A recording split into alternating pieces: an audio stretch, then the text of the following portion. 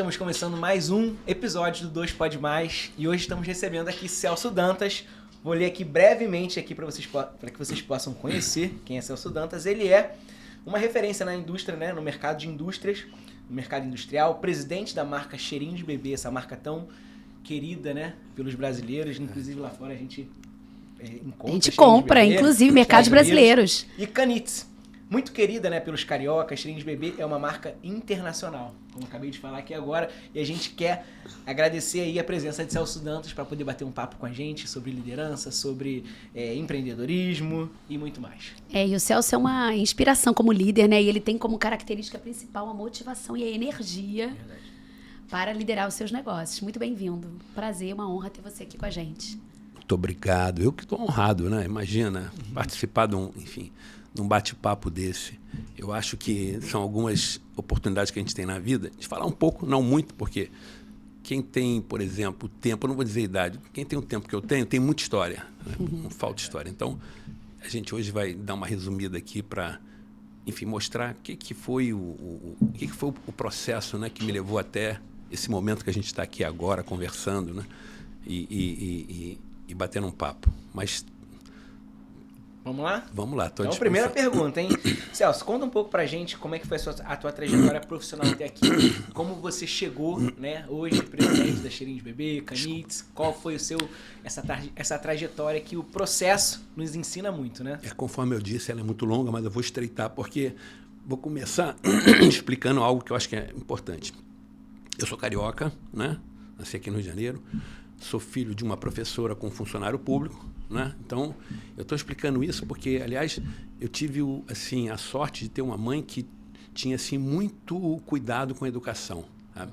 Então, o grande legado que a minha mãe me deixou foi ter se esforçado muito para que eu tivesse um nível de educação, enfim, satisfatório. Né? Então, assim, meus pais em algum momento se separaram e a vida continuou. E eu comecei a trabalhar aos 13 anos. 13 anos, eu fui trabalhar como office boy num escritório de contabilidade. Aliás, naquele momento ali, eu entendi que contabilidade é algo assim um pouco cansativo. Entendeu? E durante outros 13 anos, eu percorri vamos dizer assim, eu vivenciei várias experiências. Eu trabalhei como, por exemplo, funcionário de mercado de frutas, eu trabalhei como vendedor de livros, eu trabalhei como, por exemplo, enfim, vendedor de ovos no mercado. Eu tinha um viés muito forte assim para venda, né? Porque eu entendia que... Você gosta de vender? Eu gosto de vender. Vendas era o caminho para se chegar, enfim, a um resultado que fosse assim a expectativa de vida, de ter enfim, uma forma de vida, assim, uma possibilidade de ter um ganho, né? É o seguinte, e depois desses 13 anos, nesses 13 anos, incluiu-se aí o serviço militar, né? Então, dos 13 aos 26 anos, eu percorri isso tudo. E assim, essa trajetória era muito interessante porque ela formou assim, um conteúdo bastante denso, viu? Sobre coisas da vida, né? Coisas não só do trabalho, né? Mas da vida em si. Eu era muito jovem e aí essa experiência foi muito enriquecedora. Eu estou colocando até esse período dos 26 anos, porque depois de 26 anos, eu tive a oportunidade de começar o primeiro emprego numa indústria. Então, eu, por vários motivos, acabei sendo contratado numa fábrica de medicamentos, um laboratório americano. E ali foi uma grande escola. A maior escola empresarial que eu tive na minha vida foi nessa empresa. E assim, eu digo que eu fiz um curso de administração de empresa, eu vejo muitos jovens que percorrem esse mesmo caminho, mas você vivenciar uma experiência dentro de uma indústria faz toda a diferença quando você pretende fazer um curso como esse de administração. Então, eu tive essa oportunidade e durante 10 anos eu trabalhei nesta empresa e depois numa outra empresa. Foi assim, foi uma coisa assim que foi mais ou menos meio a meio. Essa empresa acabou encerrando a atividade no Brasil porque teve um problema lá nos Estados Unidos. com consumidores. Essa empresa tinha inventado um produto muito famoso, o dispositivo intrauterino. E ela sofreu muitos processos. E ela acabou se desfazendo do ativo aqui no Brasil. Uhum. Nesse momento, eu era quase o gerente geral, um cara muito jovem.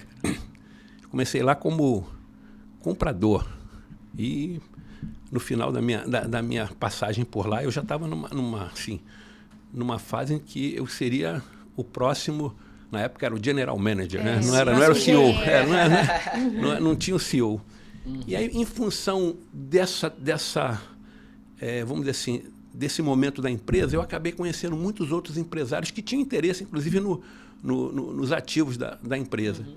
E eu tive contato com, na época, o presidente da Coty, que era a Companhia Industrial Farmacêutica, que me fez um convite. Ele me conheceu e falou assim, quando você terminar aqui essa fase aqui de liquidação, me procura que eu tenho um lugar lá para você. E eu fui para a Coty e passei 5 anos fazendo escola de cosmético. Uhum. Quer dizer, assim, a vida foi trazendo oportunidades que não estavam... Eu não fiz uma previsão, eu não imaginei que seria assim, mas foi. E eu fui aproveitando. As coisas que chegavam, eu ia aproveitando, em todo sentido. E esses 5 anos, eu pude fazer assim criar um conteúdo profissional dentro da área de cosmético, assim, fantástico. Você teve uma vasta carreira, então, no mercado, antes de empreender, né? Sim. E aí, assim, lá na Coty eu trabalhava na área de compras e desenvolvimento de projeto, que era a melhor coisa que podia acontecer, né? Então, eu tive contato assim, com grandes profissionais de marketing, com grandes clientes, com cadeia de clientes. Na época, a gente tinha clientes como a Mesbla, a Sears, Sloper, que a gente fazia projetos lá dentro de marca própria para eles.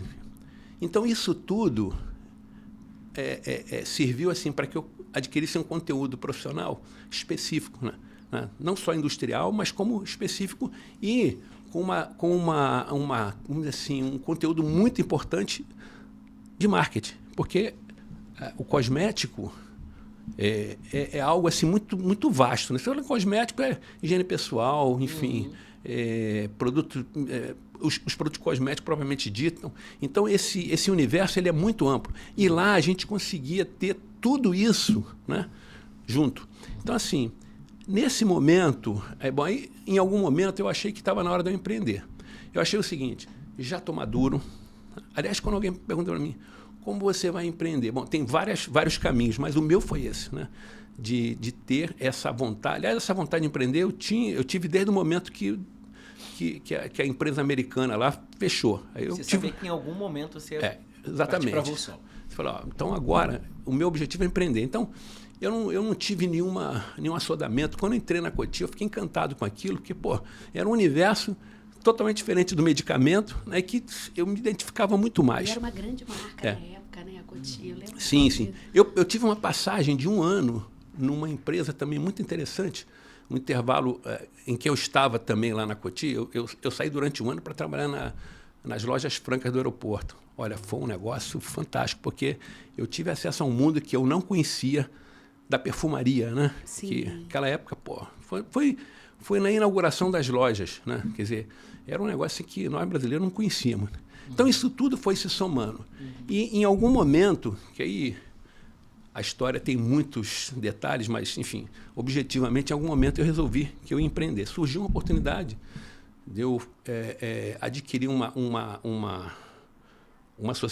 criar uma sociedade com os então donos da Canitz, da perfumaria Canitz, que na realidade eram donos que foram, vamos dizer, que adquiriram esse acervo de uma família que tinha construído aquilo tudo e que já não tinha mais nenhum interesse em continuar. E o próprio que naquele momento era o proprietário, também não tinha nenhum interesse, porque ele não entendia nada do assunto. Então, eu vi aquilo uma oportunidade. Nesse momento, eu saí do meu emprego. Assim, é um momento desafiador da vida. Assim, vou largar um contra-cheque, que eu diria a vocês que é um contra-cheque muito bom. Sim, você era um alto executivo no mercado. E é uma zona né? de conforto, né? Não, você total, sair para empreender. Né? Total. E muito bem no mercado, estando muito bem posicionado. Sim. Então, esse foi um grande desafio, uma virada de chave. Então, a partir daí, tudo se construiu assim, com experiência adquirida, com uma vontade e uma certeza muito grande que ia dar certo. Tem uma coisa que eu digo para algumas pessoas que querem empreender, que dizem assim, eu tenho um problema no meu trabalho, eu acho que eu vou empreender. O pior momento para empreender é quando você está por baixo, quando você tem um problema. Empreender é quando você está bem, quando você está se sentindo seguro. Entendeu? Sensacional. Entendeu? Ótima dica.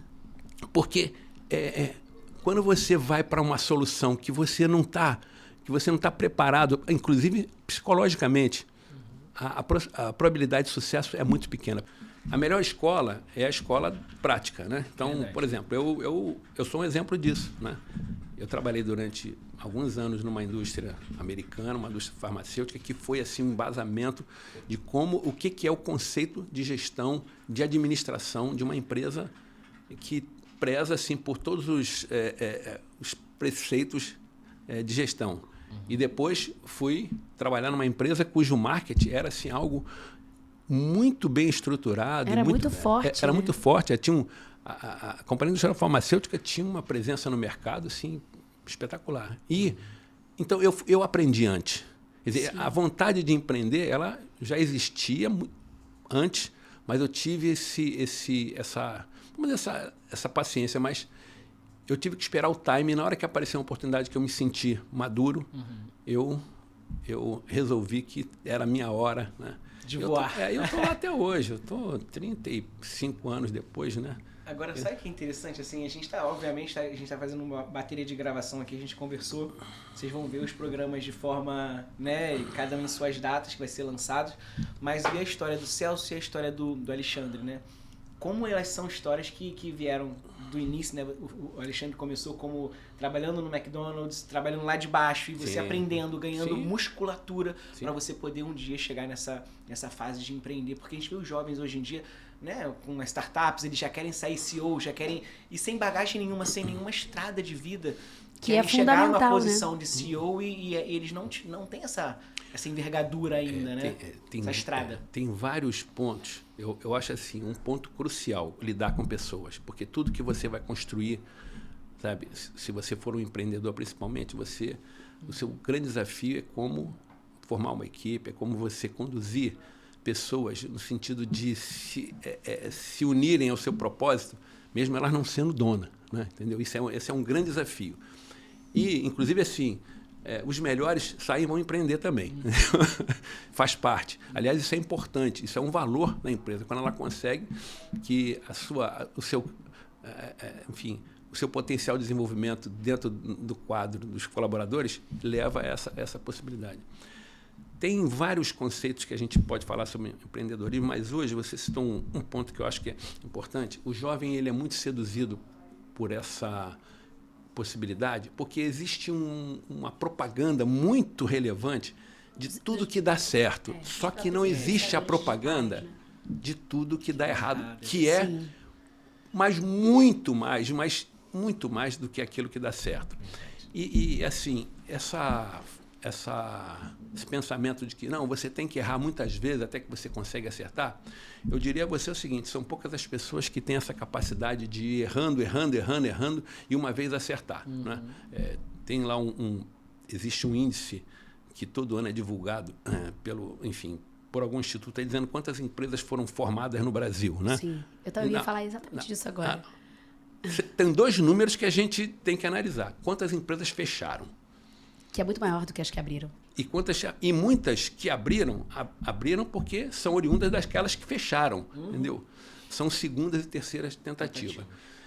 Eu acho que motivar alguém para empreender é algo que só pode existir com um exemplo. Olha o meu exemplo. O exemplo dele é um exemplo de alguém que foi vitorioso por uma série de circunstâncias. Mas tem um fator que é, obviamente, pessoal, que é um fator assim, eu quero, eu desejo, eu vou buscar o meu espaço, mas também tem um fator que é meio complicado de explicar, que é o aleatório, que é o que eu chamaria de sorte ou azar, entendeu? Também tem, né? Porque por mais que você tenha a capacidade de estruturar um negócio do ponto de vista da sua experiência e tudo mais, o mundo é muito cheio de possibilidades, sabe? De possibilidades boas e ruins, que tanto pode te alavancar como pode te derrubar.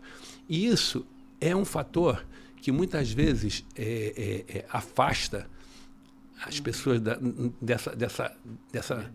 dessa possibilidade, ou desse sonho de empreender. Porque você, vamos dizer assim, você usufruir de uma vitória é infinitamente menos energético do que você ter que administrar uma derrota. Uma derrota, você fica com aquilo, sabe, inclusive interferindo na tua caminhada, né? Muito difícil você sair de uma derrota e buscar uma outra vitória. Mas, assim, o mundo, ele é feito de possibilidades que, por mais que você... O que eu quero dizer, por mais que você se planeje, que você se prepare, tem fatores que são aleatórios, né? Sim. Tem um poeta espanhol, que eu não lembro agora o nome dele, que ele diz assim, na vida não tem caminhos, caminhos você faz ao caminhar, né? Então, esse caminhar, às vezes, você também tem momentos que você faz escolhas erradas. Verdade. Entendeu? E escolhas erradas que enfim, não foram assim provocadas por uma avaliação ruim, mas por um fator. Eu vou citar um exemplo aqui, né? Imagina o cara que... Eu conheci um cara que tinha uma fábrica de canudos plásticos.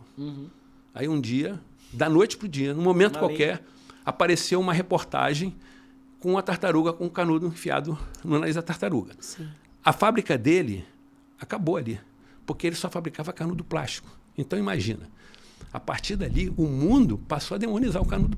Então, esse empresário que vinha, uma empresa estruturada, e vinha buscando melhorar seus espaços, tal, de repente, uma ruptura que imprevisível, né? Como tem externo incontrolável. É verdade. Né? Nós estamos vendo agora, lá no Rio Grande do Sul, quantas empresas foram vitimadas por uma catástrofe dessa ordem, e quantas não vão conseguir voltar, né? Então, isso faz parte também. Assim, ó, o ser humano, ele quer ter sempre uma área de conforto, né? E segurança, né? E empreender está longe de ser uma área de conforto e segurança. Uma Sim, montanha-russa eterna, né? Noite mal dormida. Por isso que tem que amar, né? Exatamente. Sim, sim. Tem que ter essa vontade, como você falou. E assim, ao longo da sua trajetória, Celso, uma trajetória bem longa e bem vasta de experiências, assim, quais foram os marcos da sua carreira e os principais aprendizados que você pode trazer pra gente? Bom, eu acho o seguinte, os marcos da minha carreira foram, por exemplo, momentos em que o Estado foi mudando regras tributárias. Por exemplo, esse foi um marco. São duas coisas que marcaram a minha carreira, até pela natureza do negócio que eu tenho. É o que diz respeito à ordem tributária e à ordem regulatória, essa coisa que envolve os órgãos que regulam, como no nosso caso, por exemplo, de Anvisa, né? Porque foram situações em que o Brasil foi se adequando com modelos, inclusive de outros países, e assim, de uma forma muito, digamos, abrupta, né? Agora você, entendeu? E até hoje eu diria o seguinte, entender o negócio, seja ele qual for, o cosmético, qualquer negócio, do ponto de vista do marketing, é muito, vamos dizer fácil, mas é assim, é bastante óbvio. Você fala assim, ó, eu vou produzir algo, eu vou olhar do ponto de vista de marketing, quais são os melhores modelos, enfim, quais são as melhores referências, mas no Brasil, a coisa mais importante para você desenvolver qualquer negócio é você, em primeiro lugar, entender o regulatório e o tributário. Sim. Eu cito até um exemplo mesmo do nosso negócio, assim, ó, produtos que você não encontra na prateleira, fala assim, pô, mas por que não tem esse produto? Porque a ordem tributária, ela é tão, vamos dizer assim, ela é tão difícil que as empresas não produzem. Produzem fora do Brasil, mas não produzem aqui. Então, assim, ó, vou montar um negócio. Você vai montar um negócio? Uma carrocinha de pipoca. Você tem que saber primeiro como é que funciona a história, como é que o Estado vai te cobrar do regulatório, como é que é a pipoca que você vai ter, entendeu? E o tributário, como é que você vai pagar? Porque é muito simples, às vezes, você, num senso assim, muito prático e comum, falar, por que eu não posso produzir tal coisa ou, enfim, ter tal atividade? Então, esse é um ponto que foi assim, um divisor de águas muito forte na minha vida durante durante a trajetória. Mas, por outro lado, é assim, um aprendizado. Eu costumo pensar o seguinte, é difícil, mas eu domino. Então, se eu domino, assim, é muito mais do que o senso comum imagina. Quando alguém vai pensar em fazer um negócio, ó, Eu recebo muita visita, algumas visitas de pessoas que querem empreender no setor de cosmética, até porque eu sou presidente do sindicato de cosmética. Sim. Então, as pessoas são... O público feminino, então, as mulheres são muito encantadas, porque é um ambiente feminino, né? Sim. É assim. Então, e quando eu começo a explicar os caminhos, é assim uma surpresa. Mas é isso tudo e tal. Eu até costumo dizer o seguinte, olha, Deus protege os inocentes. Se você começa a empreender e você não sabe disso tudo, talvez você rompa algumas barreiras. Mas na hora que você crescer, você vai descobrir que tem essas barreiras e aí a dor vai ser muito maior. Então, assim, esse é um desafio que não é só do meu setor, não é só da minha empresa, de tudo que diz respeito ao Brasil. Estamos agora discutindo a reforma tributária, que, pô... Novela, né? Não, é assim, vamos mexer agora. O que será? Quem é que garante? Ninguém garante nada. Isso é algo assim que vai vir assim, envolto numa surpresa enorme, numa possibilidade, sabe? De que para muitos pode dar muito certo e para outros vai ser uma catástrofe. Exatamente. Então, essa coisa da relação com o ente público é realmente um divisor de águas. Que o Brasil não tinha isso, né? Quando eu comecei era tudo muito... E você aprendeu muito, né? Aprendi muito. É porque o jogo muda muito, né? Às vezes é isso, depois é aquilo, cria uma instabilidade jurídica e de ambiente de negócio mesmo. E o que o empresário menos precisa é de um ambiente estável. Exatamente. Né? Para poder prosperar e crescer. Sim. Inclusive, a vinda de empresas estrangeiras para o Brasil, a vinda do capital, ela é muito prejudicada por isso, porque o fator de risco no Brasil até é muito mais regulatório do que o tributário. Ele é visto assim como algo impeditivo de grandes grupos virem para cá. Claro que a gente tem muitas multinacionais aqui, mas tem muita empresa que é transnacional, que não é uma... Por exemplo, vou citar uma Unilever, que poderia vir para o Brasil, gerar emprego, investimento, e não vem por isso. Não vem porque, que você falou agora chama-se insegurança jurídica. Sim, né? Com certeza. E você, assim, você volta 5 anos atrás por algo que você já passou e você um dia descobre que aquilo que você já venceu... Voltou, exatamente. E, Celso, agora voltando aqui um pouco para a questão de liderança, né? Eu queria que você falasse para a gente aqui, trouxesse para a gente o que você considera uma liderança de sucesso. Você trouxe para a gente que está muito ligado a pessoas, que obviamente, né, para você liderar, você tem que estar com um grupo de pessoas engajadas, né, fazer com que elas estejam engajadas naquele propósito para que você tenha um sucesso. Ninguém faz sucesso sozinho. Precisamos de um grupo de pessoas com objetivo. E eu queria que você passasse para a gente, assim, para você, o que é uma liderança de sucesso?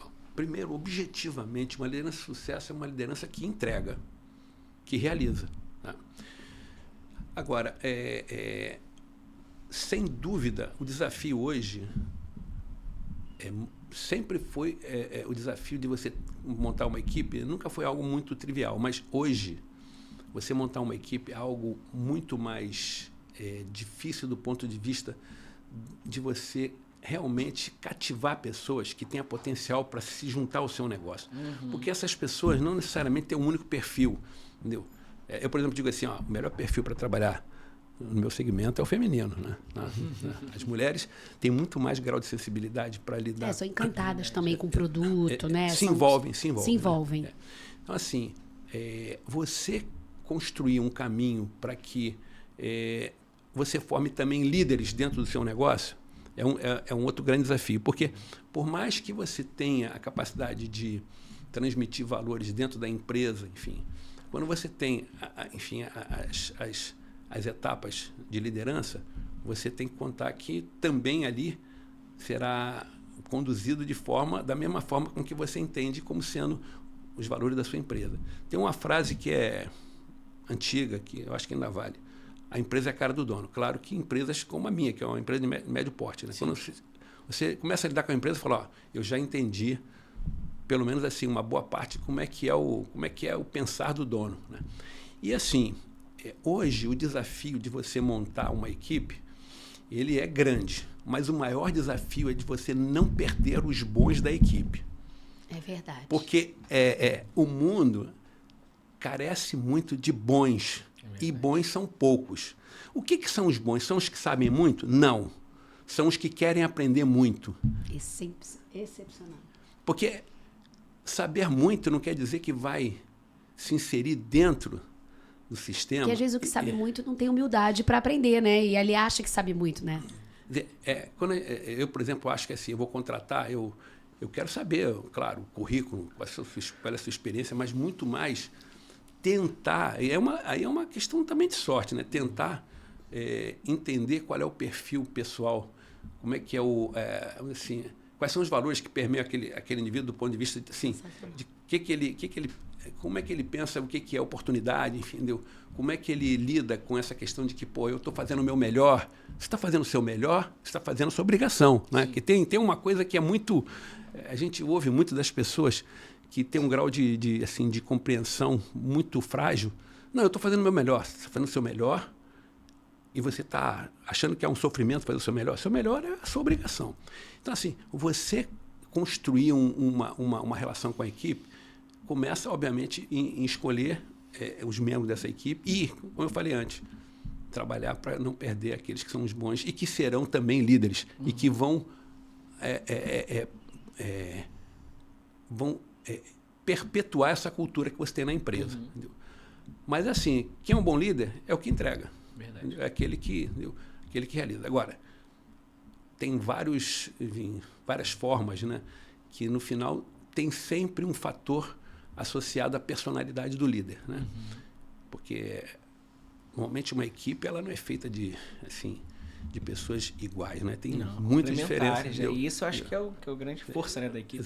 Exatamente. Você conseguir convergir valores e propósitos, né, entre pessoas que têm, enfim, perfis distintos, não é algo, às vezes, simples. Eu tenho lá na minha equipe muitas pessoas que têm 20 anos. Eu tenho pessoas lá que têm 25 anos comigo. Pessoas com 15 anos, né? Entendeu? O que é isso? Pessoas que eu não posso perder. Entendeu? Assim, faz parte assim, de valores da empresa. Que é engajamento de pessoas. São pessoas, né? Investimento em pessoas, né? Desenvolver essas pessoas e proporcionar a elas a possibilidade de prosperar. Porque elas só vão ficar ali se elas entenderem que existe essa possibilidade. Claro, como eu falei antes, um ou outro vai sair porque vai empreender.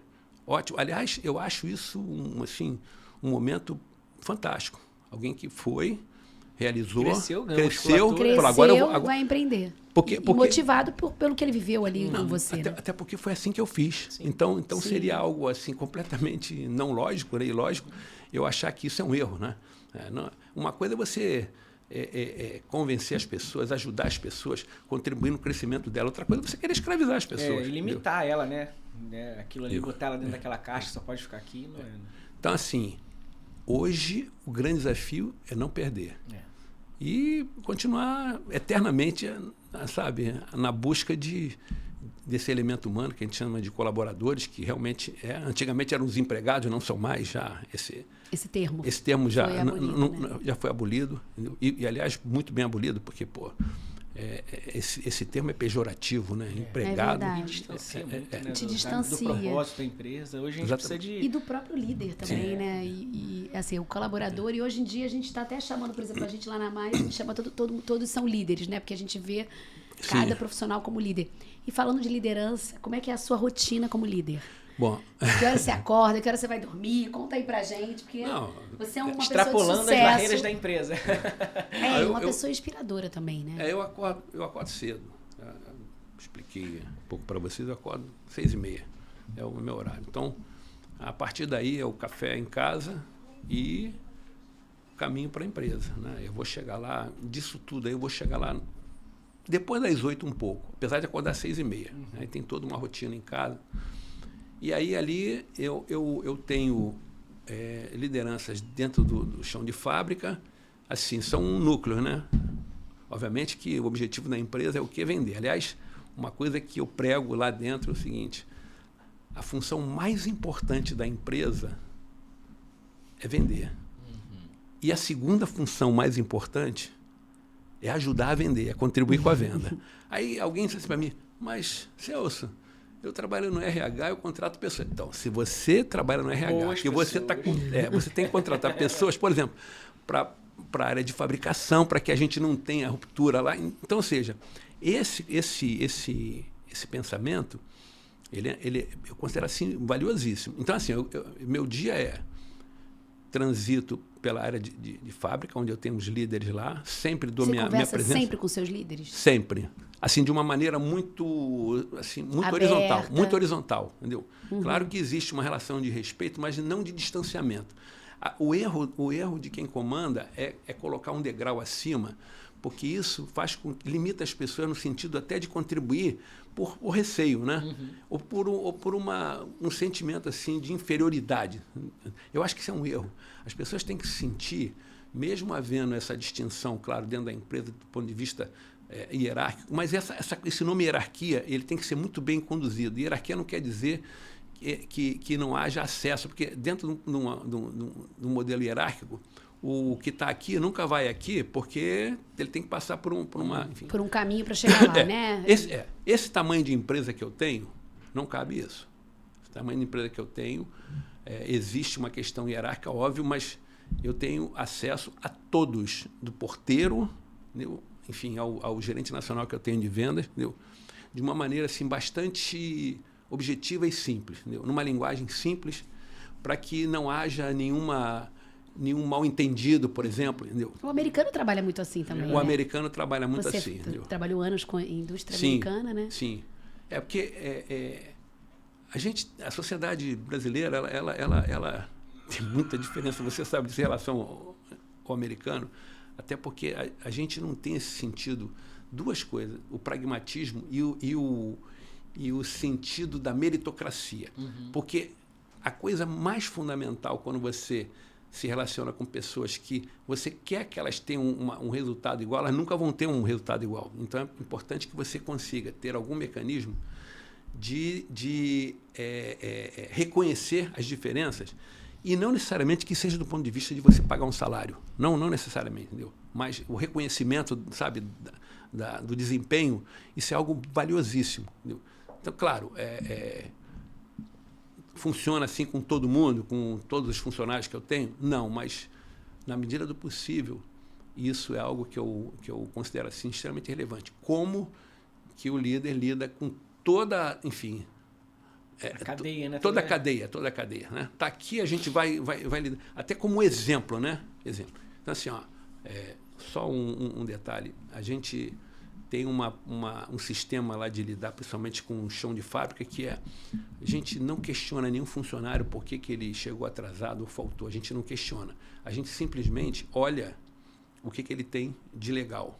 Você trouxe, eu não vou questionar você. Agora, você não trouxe, você vai ser submetido à regra. Porque antes tinha uma situação assim, extremamente complexa, que eu vou ouvir sua história. Qual é a sua história? A minha história, porque eu não vim, né? Então, eu sou um julgador. Eu tenho que... Quer dizer, o chefe lá julgava, falava, sua história eu aceito, a sua eu não aceito. Então, isso criava assim, um ambiente extremamente difícil, porque nem sempre a história que era julgada de forma positiva era verdadeira. Então nós resolvemos isso de uma maneira assim, bem prática, entendeu? Então, existe uma relação de respeito. E, assim, uma coisa mais que eu acho que é importante colocar, a gente fala muito de uma empresa que tem qualidade de produto. A empresa só terá qualidade de produto se o negócio tiver qualidade. E o que significa isso? O primeiro fator de qualidade do negócio são as relações. As relações com os seus colaboradores, mas a relação também com os seus fornecedores, com os seus clientes, com todos que interagem com a empresa. Então, por exemplo, o que é qualidade da empresa? O colaborador entra, ele vai ser recebido por alguém que vai tratar ele de forma adequada, ele vai seguir para o vestiário dele que está arrumado e limpo, né? Ele vai para o refeitório onde tem a refeição dele antes dele trabalhar, enfim. Ele vai ter um ambiente em que ele não vai se sentir desprestigiado ou maltratado. Isso é qualidade, porque a gente só vai... Isso é bondade? Não, isso é uma questão de lógica. Então, tudo que você fizer em termos de relacionamento é importante para você garantir a qualidade do teu produto lá na ponta. Sim. E o desafio é fazer essa engrenagem toda funcionar, né? Sim, mas isso acaba funcionando de uma forma mais ou menos automática quando aquela coisa da cabeça do dono. Então, você acaba tendo isso sem que você tenha que fazer um grande esforço, né? O grande esforço Você está focado nesses detalhes que, às vezes, para alguns líderes não é importante, mas você vê como é importante. É muito importante. É fundamental. É muito importante porque você não consegue motivar o teu colaborador. Assim, ele chega lá e fala, hoje eu estou animadíssimo, mas você consegue desmotivar ele fácil. É verdade. Não paga ele em dia, o ambiente é sujo, ele é mal recebido, ele é desrespeitado. Entendeu?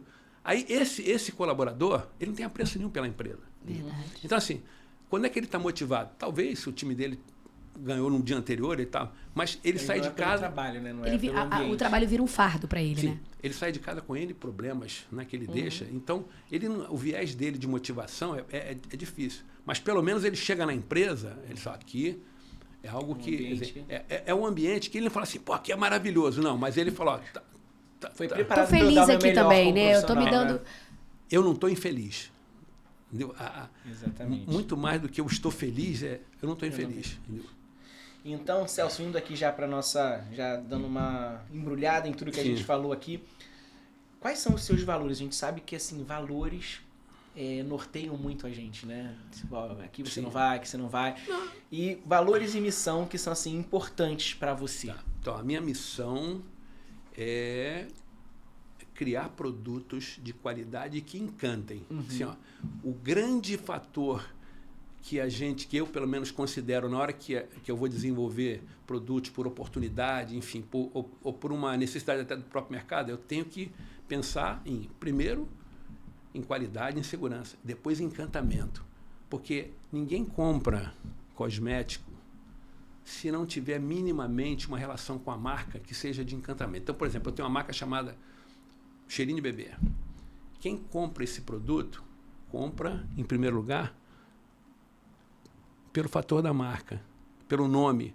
E aí eu tenho que trabalhar muito para que isso seja um valor perene. Ou seja, e esse valor perene é assim, Cheirinho de Bebê tem 30 anos hoje. Já percorreu várias gerações, né? Então é interessante que você encontra pessoas que já são avós, que dizem, eu usei no meu filho, entendeu? Agora eu uso no meu neto. Entendeu?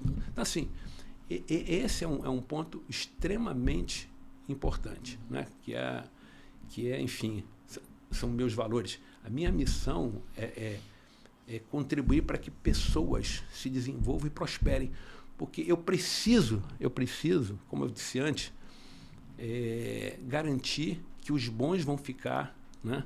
E que, mais do que isso, que eu vou conseguir trazer bons também a partir dessa avaliação. Porque isso também é uma coisa que o mercado repercute. Principalmente nos profissionais que trabalham na área de vendas, é muito comum isso. Como é a empresa, não é? Então, querer vir para a empresa já é um ponto favorável, ou não ter nenhuma restrição. Aquela restrição assim, essa empresa, eu já trabalhei lá, isso, aquilo, a gente tem um cuidado enorme com isso. As relações que a gente tem são sempre relações, procuram ser relações sempre que evitem esse tipo de desgaste, né? Que tem um ônus, né? Então, assim, ter pessoas é importante, mas ter pessoas que realmente, que se não contribuem, que pelo menos não atrapalhem. Verdade. E seus valores, assim?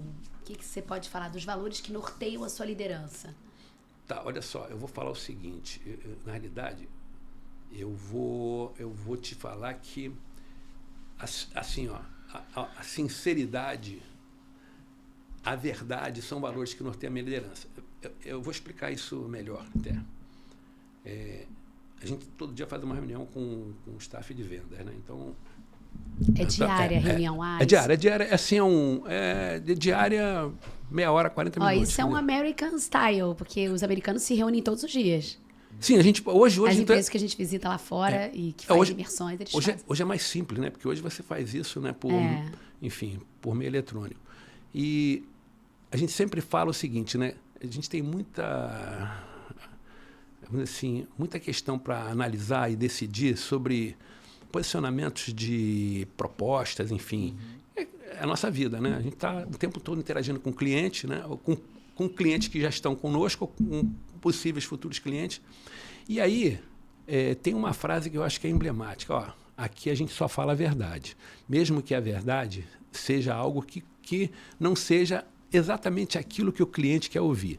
Porque é o seguinte, a verdade não é algo de natureza meramente não é algo de natureza moral, é algo de natureza comercial.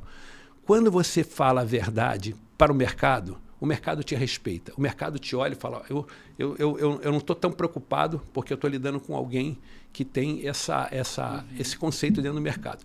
E quando você não fala a verdade, o mercado não só ele é pontual do ponto de vista de para quem você faltou com a verdade, como esse teu conceito ele espalha muito rápido, muito. E aí você passa a ter um grau de dificuldade enorme. Então, assim, a gente não faz tudo, mas o que a gente faz de verdade. Entendeu? E nós somos muito respeitados por isso. Existem muitos momentos em que a empresa consegue, às vezes, realizar algo do tipo de se aproximar mais, porque pelo conceito, não, aqui a Canitz, a gente não temos negócio com a Canitz, mas a gente sabe, né? A gente tem a informação. Que é uma empresa forte, séria, né? Então, assim, volto a falar, não é uma questão moral, é uma questão comercial. Você falar a verdade, você jogar limpo. Tá? Ó, vou falar uma coisa para vocês que eu acho tão interessante. Eu tenho lá um monitor na entrada do escritório, da fábrica não, em que todos os dias o cara que é o funcionário que trabalha, o colaborador que trabalha na área administrativa, ele olha, ele sabe qual foi o faturamento da empresa. Ele tem o faturamento da empresa atualizado. E ele tem a meta. Ele tem duas coisas. Qual é o faturamento e qual é a meta do mês. Se aquela meta for atingida, todos eles ganham um prêmio. Então, assim, foi uma maneira, que eu já inventei isso há algum tempo, de todo mundo estar...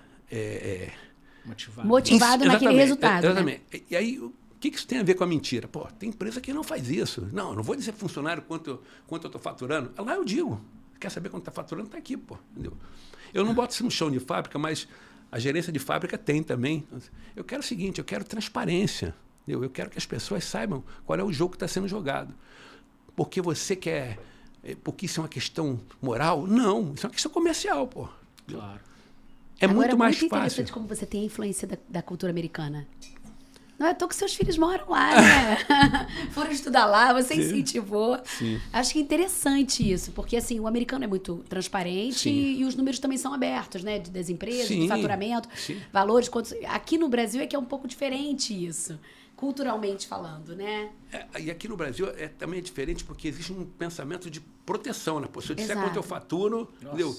E é assim, ó. É patrão versus colaborador, né? Aquela relação como se fosse de briga, né? Não, olha só, é assim. Disputa. Atingimos a meta com 120%.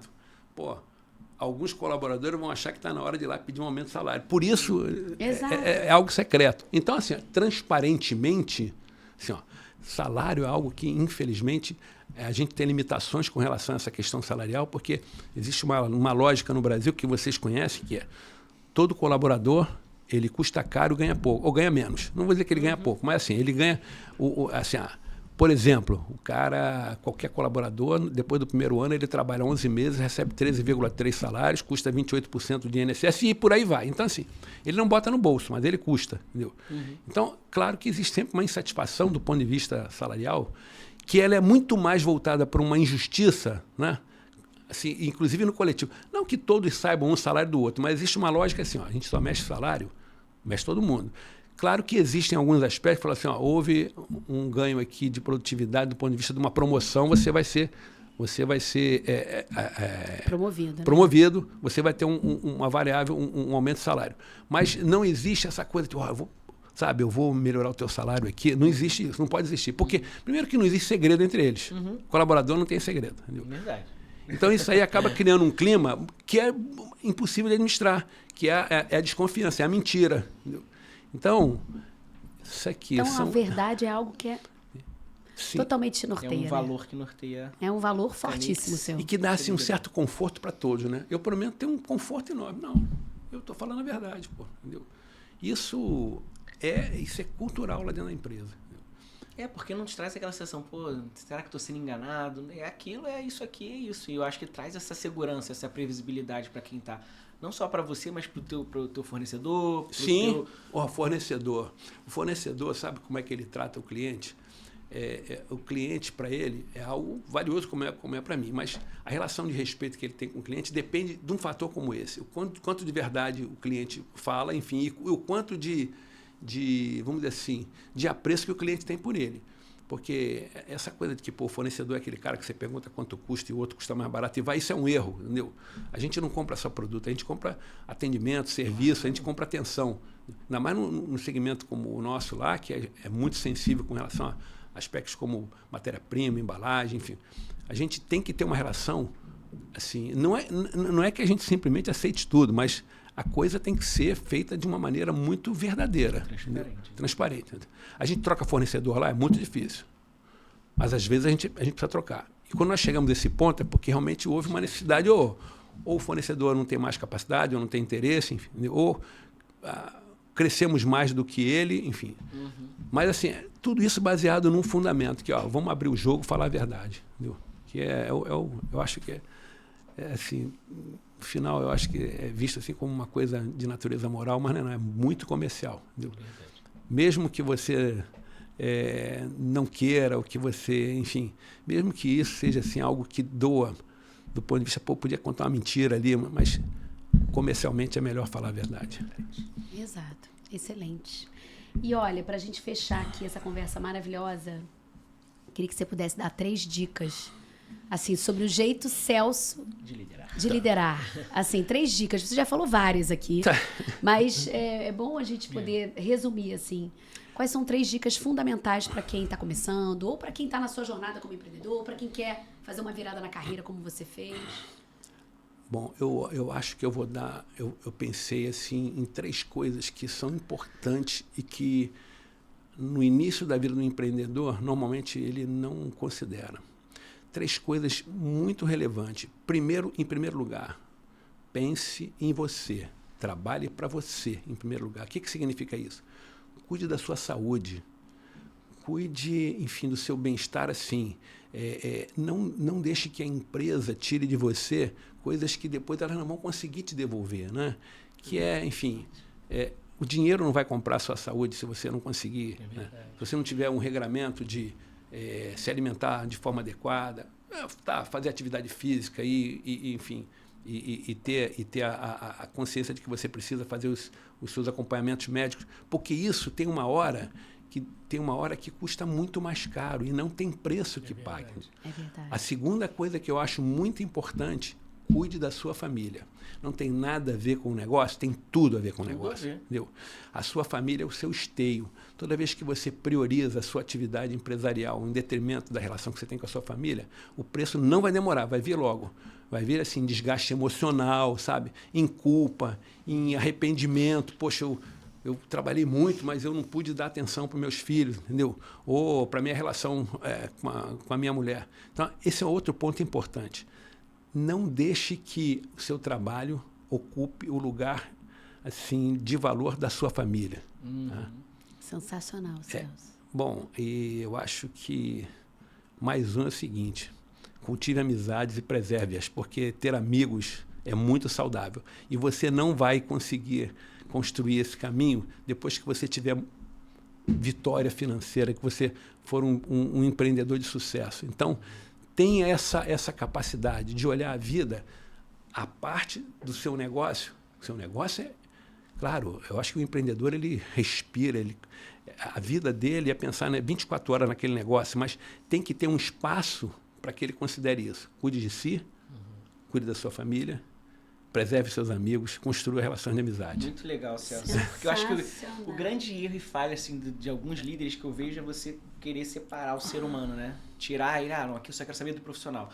Só que ele não vai estar lá com o profissional, ele vai chegar com os problemas, né, pessoais. Se você não incentiva ele a ter cuidar da saúde dele, a você cuidar, que ele cuide da família dele. Sim. Né? Isso aí você vai ter um profissional muito mais completo e ele vai entender que aquela empresa, aquela companhia realmente está preocupada com que ele seja uma pessoa plenamente feliz, né? Isso é muito importante. Sim. E o que ele falou sobre amizades também. É importante você amigos, cultivar amigos, amizade. Eu vou falar uma coisa para você. Ao longo da minha trajetória profissional, assim, eu devo muito às pessoas que me ajudaram. Né? A gente amigos que nós fizemos no ambiente de trabalho e pessoas, né, importantes. E como você falou, e você poder investir em relacionamentos fora do seu ambiente de trabalho, porque a vida não é só trabalho, né? Tem mais uma coisa. Pratique uma religião. Converse com Deus. Espiritualidade, né? Espiritualidade. Você sabe que tem falado muito. As organizações, Teve né? uma época que se falava muito, depois parou, agora voltaram as revistas a dar espaço para empresas espiritualizadas. Que não tem a ver com religião, mas tem a ver com essa fé, como você Sim. acabou de falar de Deus, Sim. e de você ter a fé e de você ter uma liderança norteada por valores, de você Sim. ter essa... E nós somos corpo, crença. alma e espírito, né? Sim. Nós somos corpo, precisamos cuidar da saúde física, Sim. da saúde emocional. Sim. Você tá bem resolvido emocionalmente e você ter essa conexão com o que você acredita para que você possa estar fortalecendo o teu espírito também. Em algum momento as pessoas pensam em Deus, mas muitas vezes é só num momento assim, De dor, né? de muita dor, né? No entanto, eu acho que isso tem que ser um momento constante na vida das pessoas. Tem que haver uma crença, tem que haver uma caminhada nesse sentido, porque nós não somos só essa matéria, não é possível. Eu acho que a evolução também é entender que nós não somos só esse corpo, né? É verdade. Não, e é tão perfeito tudo, né? Não é possível. Como não tão acreditar? harmônico, né? É tão possível harmônico. ser só Eu, algo do recentemente, acaso, né? Eu fui levar minha filha para uma consulta médica, né? Até nossa filha, né, de 12 anos, e ela estava lá explicando a médica, o aparelho, o reprodutor. É tão perfeito. Sim. Como pode a gente achar que não existe Ignorar, algo maior né? do que nós mesmos que rege tudo que a gente vive, né? Que é Deus, né? Então, chegamos ao fim da nossa entrevista aqui com o nosso amigo, querido Celso Dantas, né? Obrigado, Celso, pelo seu tempo, obrigado por compartilhar, trazer insights, né? Trazer história que inspira para as pessoas que estão Muito aqui nos assistindo, aprendizado. estão nos vendo. Espero que vocês gostem e esse foi mais um episódio do 2 Pode Mais para você. Muito obrigado. Ó, me senti honrado, viu? E assim foi um momento muito legal, muito bom, até para fazer uma pequena retrospectiva, né? Enfim, entendeu? Continuem com esse projeto, que realmente ele é um projeto muito bonito e vai fortalecer ainda mais as relações, não só comerciais, mas como de amigos, né? Aliás, eu sou amigo de vocês, né? Com certeza. Ah, meu Deus. A gente extrapola o profissionalismo, Exatamente. consegue chegar, né? Somos Muito amigos. obrigada, uma honra poder ouvir a sua história, conhecer mais a fundo quem é o Celso Dantas, né? Porque a gente olha, como você falou no início, você falou, o que está por trás do que a empresa é hoje, né? Sim. Tem toda uma história, uma bagagem, uma Tem. construção que as pessoas não sabem, não veem isso. E aí você pôde contar pra gente hoje. Aprendi muito com você. Muito obrigada. Obrigado, Celso.